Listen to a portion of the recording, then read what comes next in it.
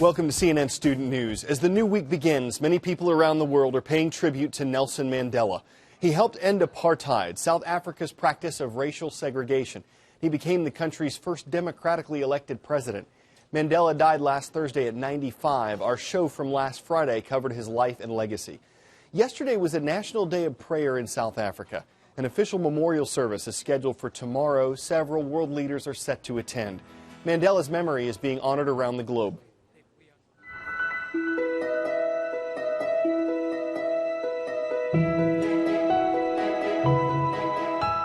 Our nation has lost its greatest son. We saw in him what we seek in ourselves. He was just a huge, larger-than-life figure. He was a magnanimous person. He was a compassionate person.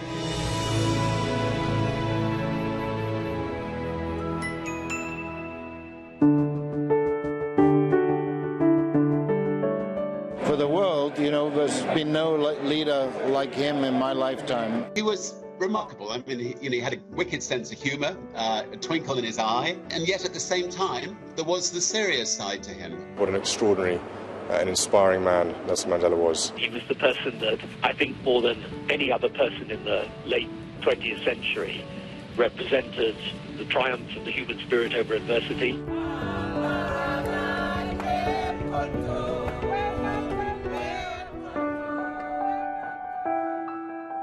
He didn't compromise his principles, and he was so gracious, a gracious man. You very seldom can find that combination of virtues and values and principles all in one person.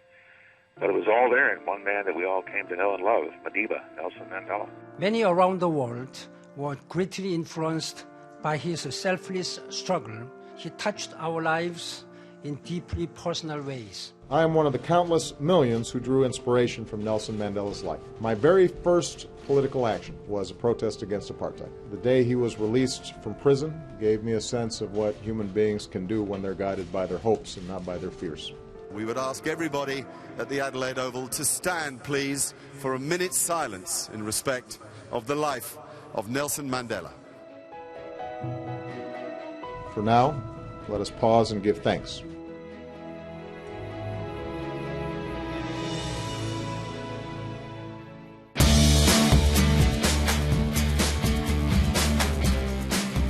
For our first roll call of the week, we thought we'd add a little color to roll call festivities. We're going to start with the Purple Riders from Martins Ferry High School in Martins Ferry, Ohio.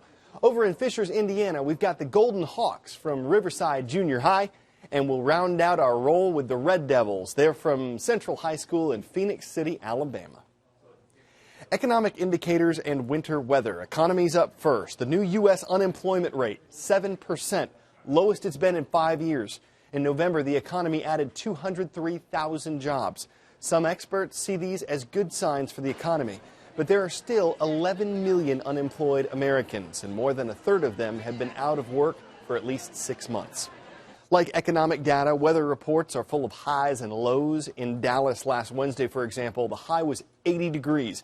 By Thursday night, a low in the 20s. A winter storm blasted into the region, bringing freezing rain and sleet. The winter weather moved east over the weekend. Experts predicted temperatures would be back on the rise today. When someone from one country visits another, it's unusual for that person to be held prisoner. That's what happened to Merrill Newman, though, when he took a trip to North Korea. The country isolates itself from most of the rest of the world, so it's very difficult to understand its decisions. One thing we do know is that the situation involving Merrill Newman is over. Good morning. I'm delighted to be home. Merrill Newman, the 85-year-old Korean War veteran, spent 6 long weeks in captivity. It's not clear why the North Korean government suddenly let him go. But the state's news agency said he was deported for humanitarian reasons and because he was repentant. I can understand that in U.S. and Western countries there is misleading information and propaganda about DPRK. It came a week after the former Army intelligence officer and later Silicon Valley executive gave this statement for his alleged war crimes while in Korea some 60 years ago. And killed 3 innocent operators, delayed the munition supply. Some described it as highly scripted political theater. This is a pattern of the North Koreans. They make some of these prisoners do confessions. They basically feel they have enormous leverage over you, and you know you're in a North Korean prison. You say that. Following his release, Newman first went to China, then flew home to San Francisco. His son and wife by his side at the airport. It's been a great homecoming, and I'm tired, but ready to be with my family now. And thank you all for the support we got. Here in Palo Alto at Newman's retirement complex, you can see the yellow ribbons to welcome him home. Though the U.S. has no formal relations with North Korea, a White House official says that Newman's release was the direct result of contact between Washington and the North Korean capital. Thousands of Westerners travel to North Korea each year at their own peril. Newman went there in October as part of a 10-day tour. The day before leaving, he had reportedly spoken to some Korean authorities about his military service. He was eventually pulled off his airplane just minutes before it was to depart. It's time for the shout out. How many countries have teams in the FIFA World Cup tournament? If you think you know it, then shout it out. Is it 8, 16, 32, or 64? You've got 3 seconds. Go.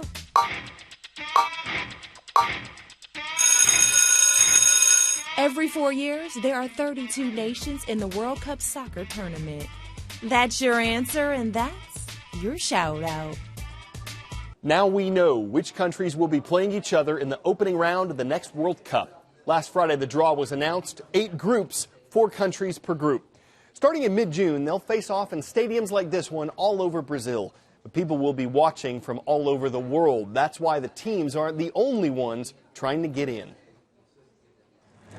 As teams from countries the world over were fighting for one of the coveted 32 spots, big global brands were battling it out to be associated with the FIFA World Cup, estimated by some at a cost of $100 million each to be an official sponsor. So when you're talking to companies which are looking to have a global exposure, World Cup is the platform where you have global exposure. When it comes to current sponsors for FIFA, it's Visa, not MasterCard, Adidas, not Nike, McDonald's, not Burger King, Coca-Cola, not Pepsi.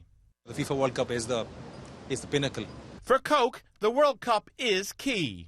In 2010, the campaign was the biggest ever marketing plan for brand Coke ever. And the ambition is to go higher. Coke estimates some 2 billion people were actively, quote, engaged with the 2010 World Cup in South Africa, not just watching a match or two. Their goal, says Coke, attracting teenagers. Brand experts say global corporations are often associated with other big sporting events as well. If you sponsor things like the World Cup, the Olympics, the Champions League, you've got a big ad in the Super Bowl, effectively you're saying to people, we are a big, great brand. You should aspire to be associated with us. You should want our products. And if you aren't there, your competitor will be. This is the number one passion for Latin America, for Europe. It's more than just a sport. It's about culture. You have to be there. You have to go and own that space. That space also goes totally against the new trend of niche marketing and micro-targeting. Though for the brands, it's not about selling a specific product. It's about your brand basking in the glow of the Super Bowl or the Olympics or the FIFA World Cup. Jim Bolden, CNN, London.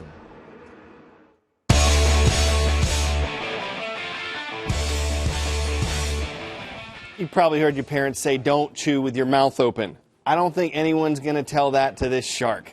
This video comes courtesy of a camera that was attached to the bottom of a boat. The sailors strung out bait and got this view of a shark chowing down. The animal just thought it was having lunch. Little did it know it was about to become a YouTube sensation. It's a classic bait and switch. After the shark's hunger had abated, it might have felt guilty, but that's a different tale. We've reached today's finish line. Enjoy the rest of your Monday. We'll see you again tomorrow. Bye now.